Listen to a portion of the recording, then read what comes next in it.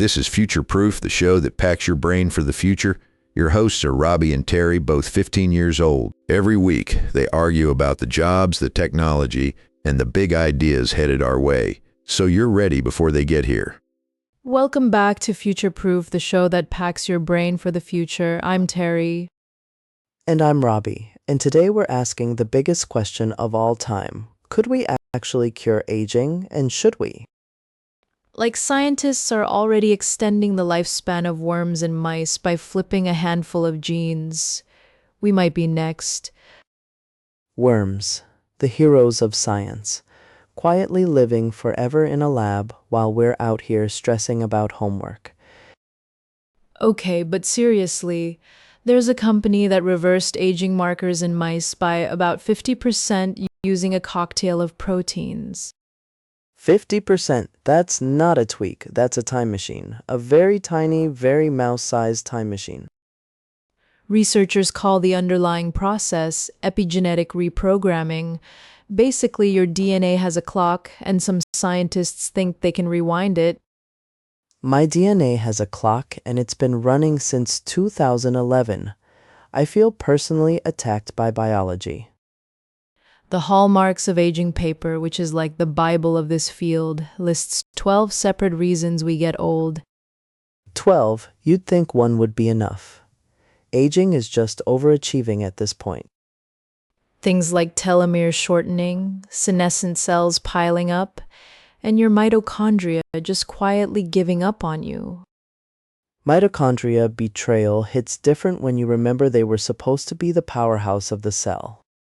So the real question, if we could stop aging, would we? Because the science is one thing, but the ethics are wild. Right? Like who gets access?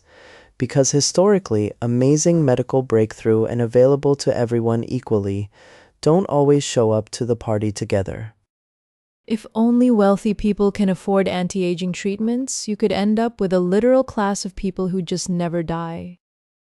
Imagine your boss being 400 years old and still sending you emails at 11 p.m.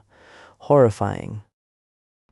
But some researchers argue longer health spans, not just lifespans, meaning more years of being healthy, not just alive.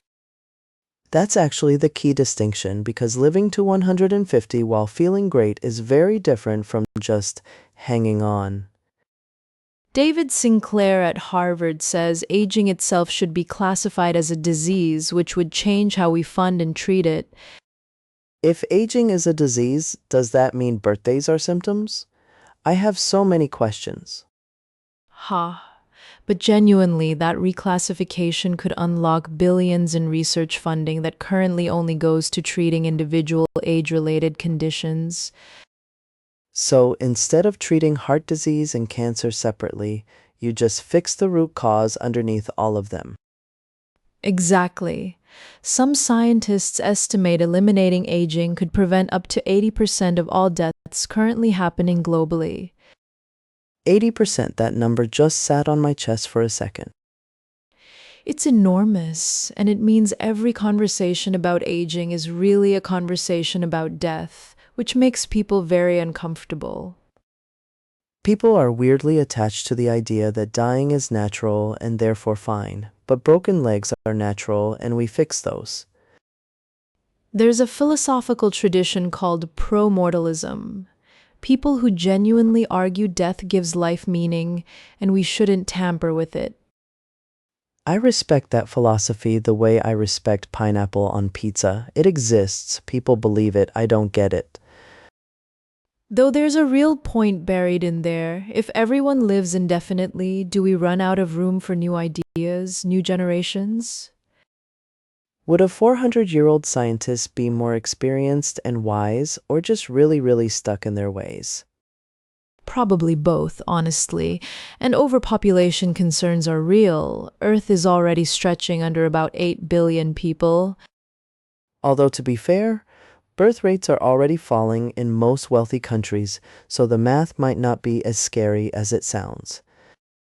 True. And some futurists argue that with clean energy and better agriculture, Earth could support far more people than it currently does. So we might be panicking about a problem that technology also gets to help solve. Classic future stuff. The timeline people like to throw around is somewhere between the year 2040 and 2070 for the first serious longevity therapies.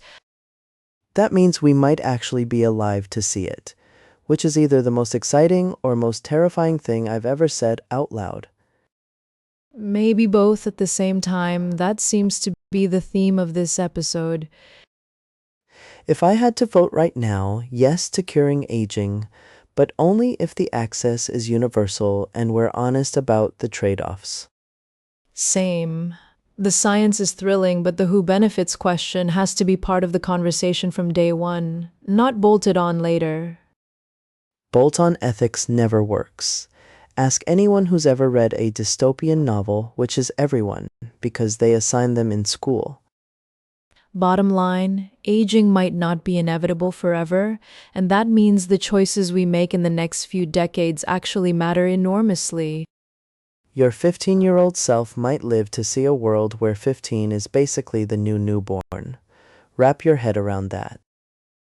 Future-proof fans, go look up the hallmarks of aging, read about epigenetic clocks, and form your own opinion. You've got time. For now, allegedly. Thanks for thinking big with us today, and see you next week on Future Proof.